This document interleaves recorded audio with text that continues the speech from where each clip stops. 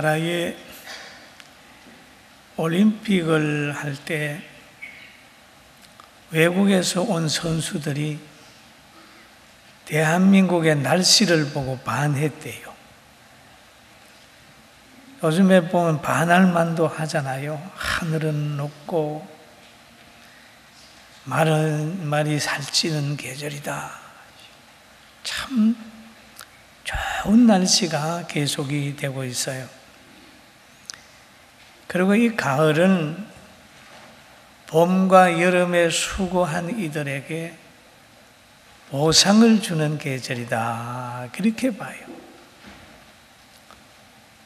봄의 꿈을 가지고 심고 여름의 땀 흘림을 다 감수하면서 열심히 김맨 농부에게 아름다운 것으로 공급하는 때가 가을이다. 그렇게 보는 거예요. 그럼 자연도 가을이 되면 농부에게 보상을 해요. 또 인생의 가을이 오면 젊어서부터 어떻게 살았는지 또 잘 산 사람에게는 인생의 가을이 되면 환경과 자연을 통해서 누리게 되는 거예요. 아, 저 사람은 참 열심히 살았다. 그리고 자녀를 양육을 잘한 사람은 자녀들이 효도함으로 부모가 행복해지는 거죠.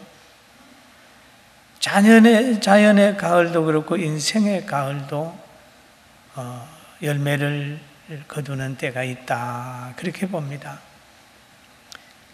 그런데 우리가 신앙적으로 보면 해 아래서는 진정한 만족이 없다. 이렇게 고백하는 사람도 있어요. 이 땅에서 가장 많이 누린 사람을 얘기하라 그러면 다윗의 아들 솔로몬입니다. 이 솔로몬을 가만히 보면 아내가 700명이에요. 얼마나 이쁜 사람 많았겠어요, 그죠? 첩이 300명이에요. 목사님, 그게 성경에 있나요? 열왕기상 11장 3절에 찾아보세요. 있어요. 그리고 하루의 식재료를 가만히 보니까 그 밀가루가 18,000리터, 그리고 살찐 소가 10마리, 초장의 소가 20마리, 양이 100마리, 그 외에 사슴, 노루암, 사슴, 살찐 새들이 있어요. 외양간에 말이 4만이요, 병사가 1만 2천 명이나 됐어요. 대단히 부자지요. 그뿐만 아니에요. 하나님이 지혜를 주셔서 3천에 또 자문이 있지요.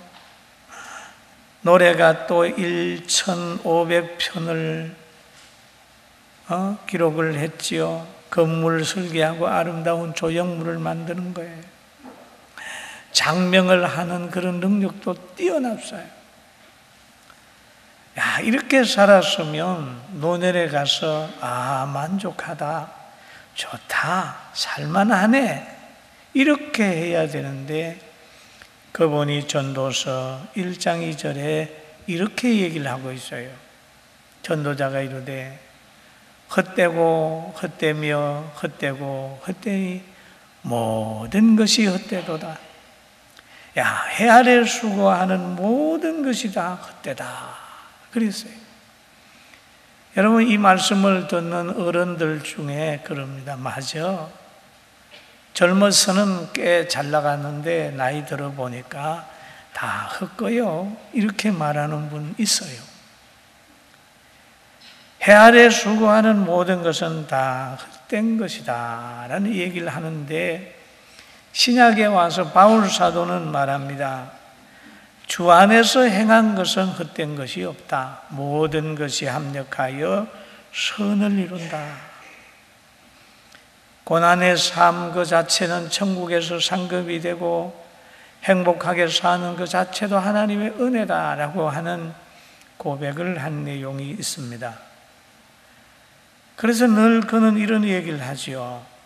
골로새서 1장 24절에 보니까 나는 이제 너희를 위하여 받은 괴로움을 기뻐하고 그리스도의 남은 고난을 그의 몸된 교회를 위하여 내 육체에 세우노라 그랬습니다. 교회가 뭐냐? 그리스도의 몸이다. 그리스도의 몸된 교회를 위하여 고난을 자기 몸에 채운다고 바울이 말하고 있습니다.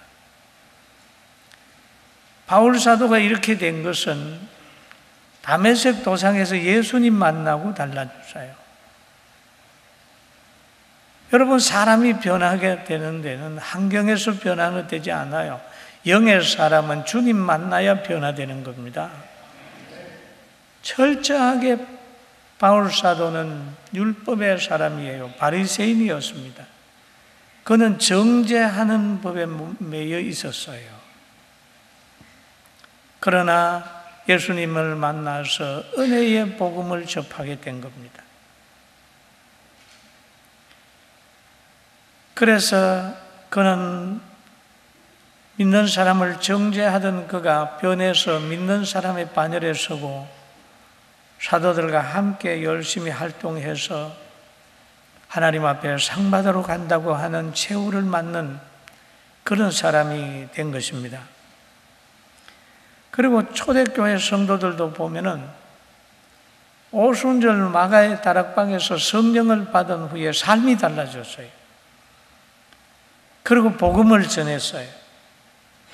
복음을 전하다가 보니까 사람들이 변화되고 환경이 변화되고 귀신이 쫓겨나가는 걸 보면서 점점점 체험적인 신앙을 가지게 되니까 굉장한 능력이 생겼어요. 성령을 받는 사람을 만나면 신령한 소리를 듣습니다. 믿음이 올라갑니다. 사랑할 마음이 생겨요. 화목해지는데 성령 없는 사람을 만나면 항상 불평하는 말만 듣게 되고 원망하는 말만 듣게 됩니다. 사랑하는 성도 여러분, 우리 성령의 사람 되어서 이번 명절에는 모든 사람을 사랑하고 형제가 더 합평하고 우애할 수 있도록 복음을 전하는 생명을 나눠주는 우리 모두가 되기를 주의 이름으로 축원합니다. 축원합니다. 복음이 있는 곳에 사람들이 모입니다.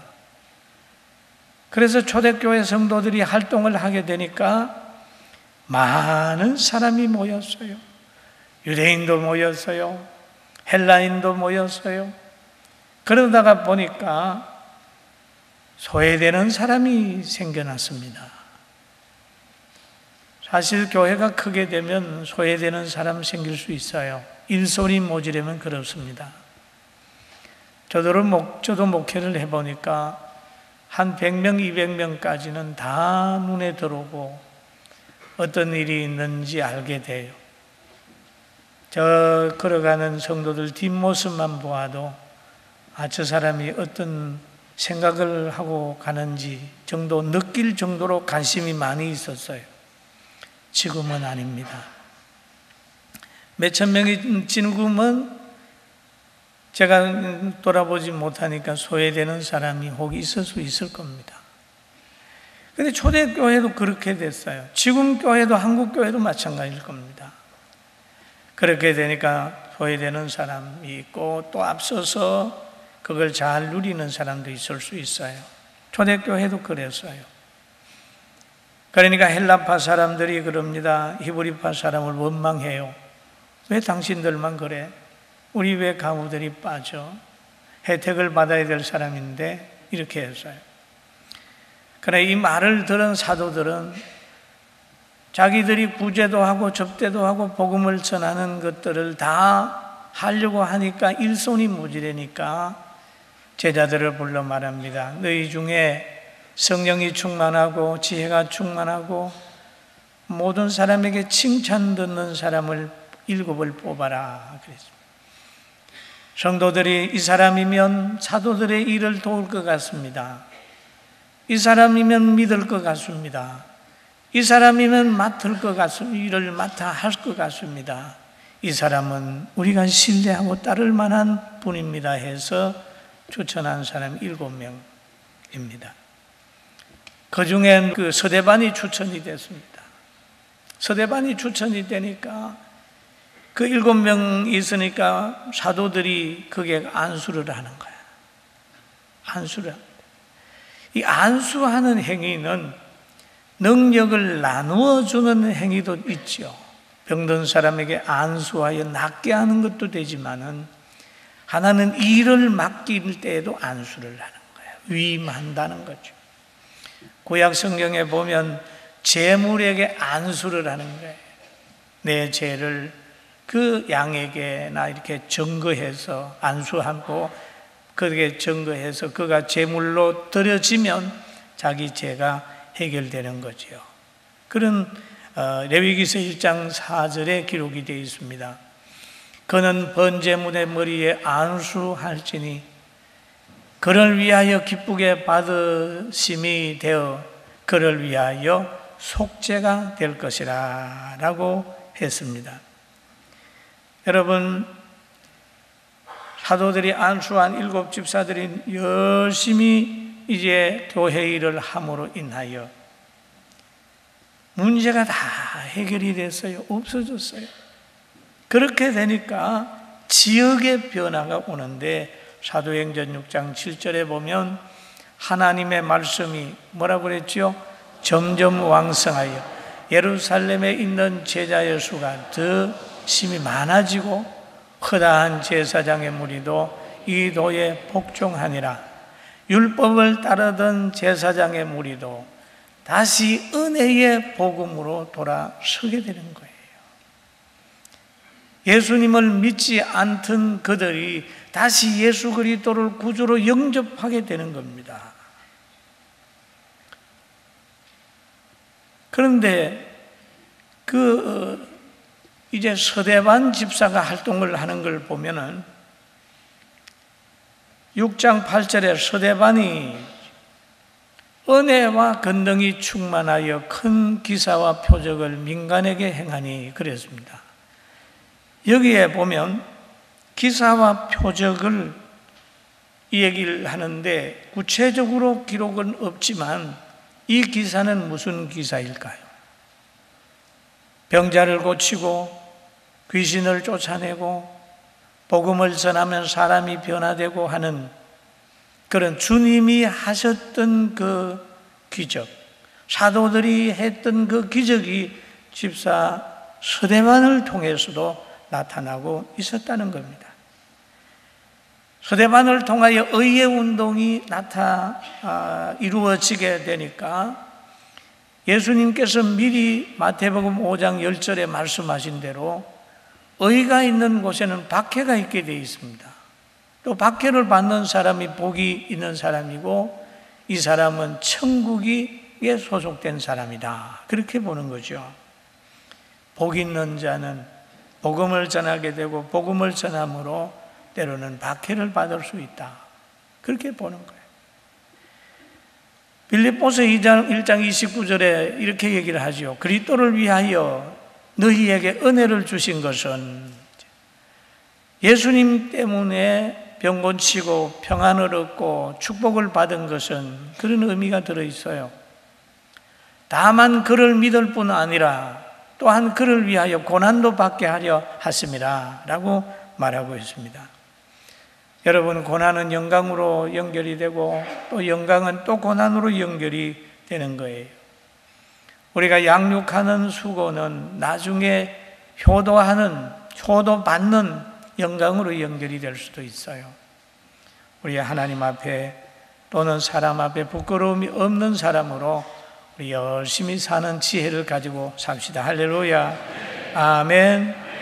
그런데 서대반에게 많은 사람들이 또 다가옵니다. 사도행전 6장 9절에 보니까 이른바 자유민들, 즉 구레네인 알렉산드리아인 길리기아와 아세아에서 온 사람들이 해당해서 어떤 자들이 일어나 서대반과 더불어 논쟁했다. 논쟁은 왜 일어납니까? 의견이 일치되지 않을 때, 가치관이 다를 때 일어나는 거예요. 이 갈등은 예수님을 만나야 해결이 되는 겁니다. 할렐루야. 아멘. 그래서 계속해서 논쟁을 했는데 스데반은 하나님의 능력을 덧입어 가지고 논쟁을 하게 되니까 다른 사람들을 다 이겼어요. 제압을 했습니다. 이게 하나님의 능력이에요. 하나님의 지혜 앞에는 인간의 지혜는 아무것도 아니에요. 성령이 역사하게 될 때는 세상의 어떤 것들도 감당을 못해요. 스데반은 그런 사람이었어요.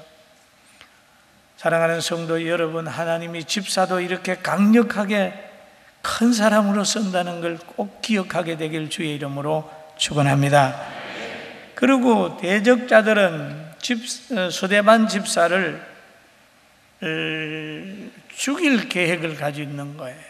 아주 입장 곤란하게 만드는 거예요.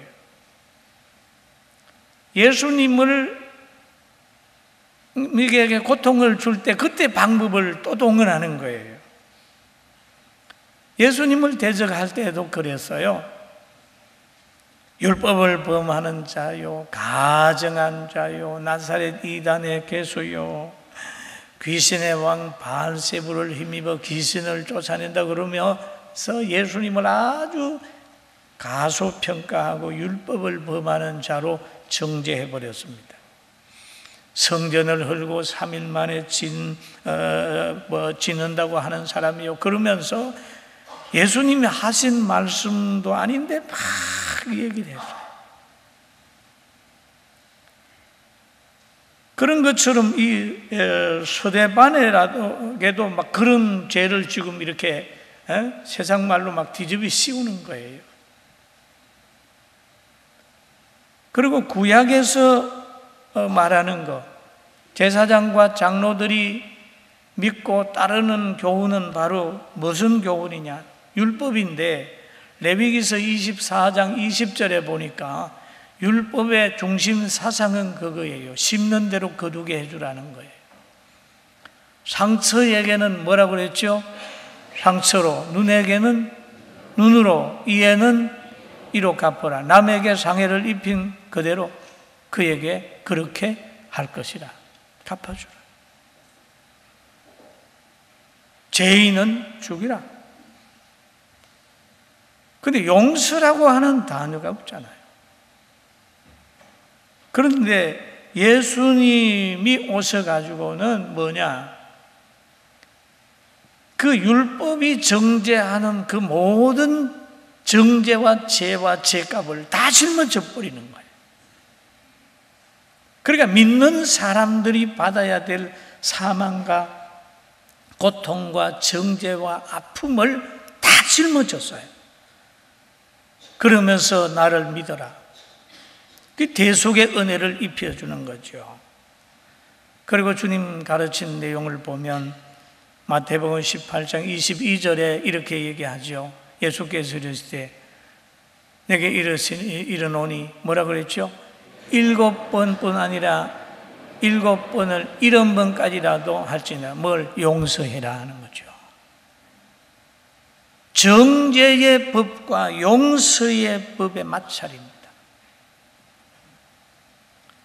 여러분, 참 우리 한국교회도 이렇게 많은 분별력을 가지고 있어야 신앙생활을 잘할 수 있으니까 여러분 하나님만 바라보고 주님의 말씀만 듣고 잘 따라가는 행복한 모두가 되기를 주님의 이름으로 축원합니다. 아멘. 그런데 이런 상황에서 스데반의 얼굴을 보면은 사도행전 6장 15절에 그러잖아요. 공회 중에 앉은 사람들이 뭐라 그랬죠? 다 스데반을 주목하여 보니 그의 얼굴이 천사의 얼굴과 같더라. 그러면 공회에 앉은 사람들이 스데반의 얼굴을 다 쳐다봤습니다. 그럼 스데반의 얼굴을 쳐다보게 되니까 스데반은 공회에 앉은 모든 사람의 얼굴을 내리다 보니 그렇죠? 보고도, 그런 환경을 보고도 그렇게 억울한 일을 당하면서도 그의 얼굴은 환하게 빛이 났다. 사랑할 수 없는 사람을 사랑하고, 용서할 수 없는 사람을 용서하고, 웃을 수 없는 환경에서 웃고, 견딜 수 없는 환경에서 견딜 수 있는 이런 능력이 그리스도 안에 있다는 거예요. 할렐루야. 아멘. 그리고 우리가 40살이 되면은 자기 얼굴에 책임을 져야 된다 그러잖아요. 그리고 얼굴은 마음의 지배를 받아요. 얼굴은 뭘 보면 그 사람의 그걸 생각을 좀 알 수 있죠. 근심도 보이고 고통도 보이고 행복도 보이는 겁니다. 환한 얼굴도 있고 웃는 얼굴도 있고 평화로운 얼굴도 있어요. 스데반은 평화로운 얼굴이었어요. 평화로운 얼굴. 얼마나 평화로운 얼굴이었으면 모든 사람이 보고 천사의 얼굴과 같았다고 하겠습니까? 구약 성경에 보면 다니엘서에 나오는 인물이 있습니다. 왕, 벨사살이라는 왕이 있어요. 이 벨사살 왕이 기분이 좋아가지고 선친이 예루살렘에 가서 성전에서 그 탈취해온 그릇을 가지고 파티를 하는 거예요.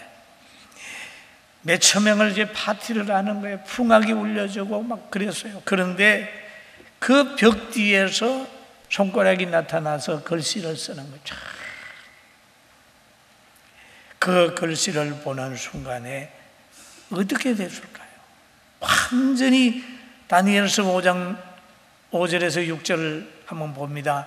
그 때에 사람의 손가락이 나타나 왕궁 촛대 맞은편 석회벽에 글자를 쓰는데 왕이 그 글자 쓰는 손가락을 본지라 이에 왕이 즐겁던 얼굴빛이 변하고 생각이 번민하여 넓적다리 마디가 녹는 듯하고 그의 무릎이 서로 부딪힌지라. 사람은 죽음 앞에서는 이렇게 불안해하는 거예요. 이게 육을 가지고 있는 모든 사람이 그런 겁니다. 벨사살 왕도 그랬어요. 그러나 스데반은 그 어려운 상황 속에서도 얼굴빛을 환하게 했다. 전사의 얼굴과 같았다. 그랬죠. 그리고 제가 그 어떤 글을 읽다가 보니까 베노그에 사는 사람들이 건강을 캐러 간 거예요. 다 건강을 캐러 가다가 여러 명이 출발했는데 가다가 많은 사람이 죽기도 하고 또 인디언들을 만나가지고 물건을 뺏기기도 하고 굉장히 어려움을 당하고 그냥 돌아오는 길에 우연하게 엄청난 금과 사금이 있는 것을 발견을 해요. 그걸 발견한 사람 몇 사람이 그랬답니다. 아무에게도 이 얘기를 하지 마라. 우리끼리 잘 준비해 와서 이 금을 캐서 부자가 되자. 그렇게 하고 이제 소곤소곤해서 집에 돌아가서 준비해 가지고 왔는데 다 모여봤더니 몇 명이 아니라 100명이 되더라는 거예요. 그래서 서로 현장을 목격한 사람들이 네가 이 얘기했냐? 네가 이 얘기했냐? 네가 이 얘기했냐? 그러니 아무도 이 얘기를 안 했다는 거예요. 그런데 온 사람들 보고 당신들이 우리가 금이 있다고 말하지도 않았는데 어떻게 왔냐 물어봤더니 당신들의 얼굴을 보고 따라왔다는 거예요. 희망이 차 있고 기쁨이 있고 뭔가 당당하고 이런 것을 보니까 야, 저 사람들 따라가면 뭐가 있겠구나 하고 따라와서 금 캐는 데까지 따라왔다. 그 글을 읽은 다음에 아, 그렇구나. 사람은 웃고 살아야 사람이 따르고 웃고 살아야 뭐가 잘 된다. 그걸 믿게 되는 거예요. 할렐루야. 아멘. 사랑하는 성도 여러분, 오늘 이 말씀을 들으면서 나는 집사인데 안 해도 되겠지가 아니라 하나님은 집사에게 맡겨준 사명이 있습니다. 목사에게 맡겨준 사명, 집사에게 맡겨준 장로에게 맡겨준 사명이 있습니다. 목회자가 설교하는 것 부담스럽다고 하는 것이나 집사가 봉사하는 것 부담스럽다는 것이나 똑같은 원리예요. 목회자는 설교를 열심히 해야 되는 것처럼 집사나 장로나 우리 모두는 다 복음 전하고 환경을 이기고 스데반처럼 얼굴을 환하게 해야 세상을 변화시키고 자손 만대까지 축복을 받고 천국에서 누리는 자가 됩니다. 할렐루야, 아멘. 하나님은 집사님도 쓰세요. 목사님만 쓰는 게 아니라 집사님도 쓰세요. 스데반 집사 보세요. 얼마나 크게 쓰십니까? 오늘 이 시간이요 더더욱 승리하는 여러분이 될 줄로 믿습니다.